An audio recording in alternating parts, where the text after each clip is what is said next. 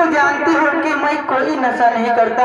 और रह गई बच्चों की बात, तो ये तुम्हारे ही बच्चे नहीं हमारे भी बच्चे हैं। मैं इन्हें अच्छे से अच्छे स्कूल में दाखिला कराऊंगा इनका, और अच्छे से अच्छी शिक्षा इनको दूंगा कि ये अच्छे मार्ग पर चल सके। शीला, ये क्या कर रही हो? हाँ स्वामी, मैं यही तुमसे प्रयास करती हूँ कि कभी नशा मत करना, कभी। आज देखिए पत्नी जो है किस तरीके से अपने पति को समझा रही है कि किसी भी प्रकार से हम लोग गरीब हैं, बच्चों को आगे भविष्य की ओर ले जाना है, इनको पढ़ा लिखा करके आगे ऊंची पोस्टों पर पहुंचाना है। इसलिए स्वामी, किसी भी बुरी संगत में मत पड़ना, नशीले पदार्थों का सेवन मत करना। इस तरीका से पत्नी जो है अपने पति को मंत्री की तरीका से सलाह दे रही थी। और पति की उम्र जो है ऐसे ही बढ़ती है जब पत्नी जो है अपने पति के सुख दुख में साथ देती है। करवा चौथ रहने से पति की लंबी उम्र नहीं होती। पति की लंबी उम्र इसी तरीका से होती है जब पति किसी समस्या से परेशान हो, दुखी हो, तो पत्नी उसको मंत्री की तरीका से समझाए कि ये काम ऐसे नहीं ऐसे करना चाहिए, ये परिवार ऐसे नहीं ऐसे चलेगा।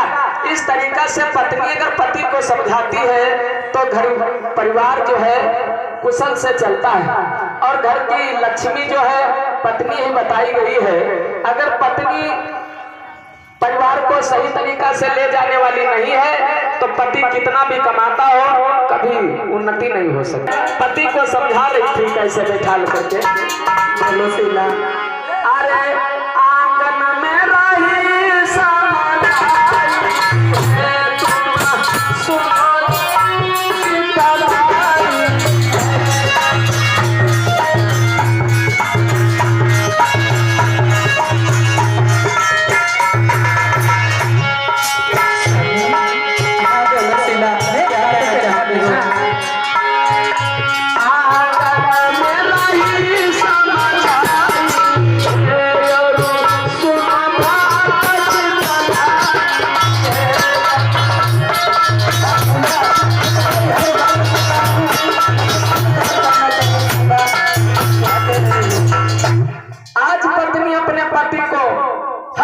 से समझाया है कि महाराज किसी भी बुरी संगत में मत पड़ना, अपने बच्चों को देखना और हमारी तरफ भी ध्यान देना है। शीला देखो, तुम इन बच्चों का ख्याल रखना। मैं कुछ काम करने के लिए जा रहा हूँ शीला। जाऊंगा काम करने के लिए तो 2 वक्त की रोटी हमारे पेट को नसीब होगी और हमारे बच्चों को भी। ठीक है शीला, अपने बच्चों का ख्याल रखना। मैं जा रहा हूँ खेतों की तरफ। जाओ और मैं बच्चों का पालन करूंगी। आप जब काम करके आओगे तभी एक रोटी का सहारा होगा जो हमारे बच्चे खाएंगे, हम भी खाएंगे। यही हमारा तुम्हारा जीवन है कि गरीब तो है, मेहनत करके खाते हैं। स्वामी जाओ, काम की लेट ना करो, तुम काम पे जाओ। हाँ शीला। ये बड़े ही गरीब परिवार के थे बेचारे। दिन भर जब काम करते थे तब कहीं जाकर के शाम को इनको 2 वक्त की रोटी मिला करती थी। आज पत्नी रोजाना काम पर जाने से पहले पति को समझाया करती थी।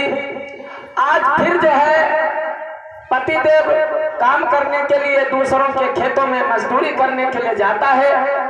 पत्नी और बच्चे घर को चले जाते हैं।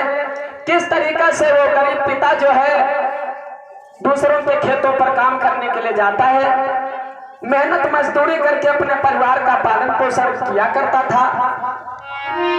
कैसे अब धीरे धीरे वहां से चले भाइया, सुनो भैया मेरे, सुनो भैया मेरे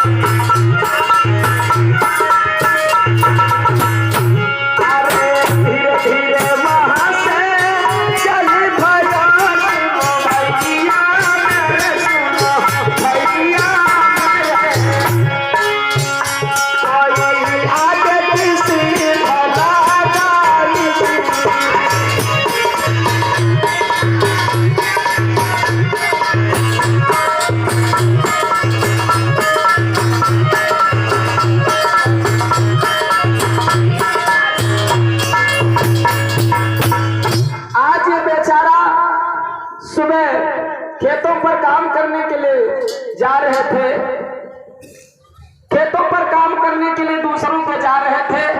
घर में इतनी तंगी थी, अगर एक दिन काम नहीं करते तो बच्चों का पेट नहीं भरता। इस बात को लेकर बड़े परेशान थे, काम करने को जा रहे थे, लेकिन हुआ क्या,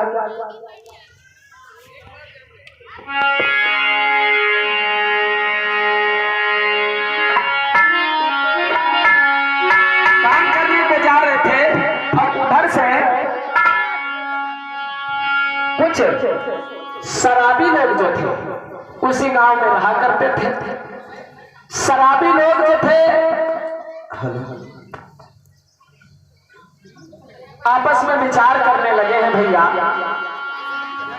पूरे गांव में सब लोग कोई न कोई बात से दुखी हैं, परेशान हैं, लेकिन एक ये सुंदर और इसकी पत्नी शीला और ये इसके बच्चे, ये दोनों लोग जो है बड़े कुशल से चैन और अमन के साथ में अपने परिवार का पालन पोषण करते हैं। कोई ऐसी फूट डालो ताकि इनमें भी संकट आ जाए, ये भी परेशान रहे, तो शराबी लोग जो है आगे को बढ़े हैं। बोले शराबी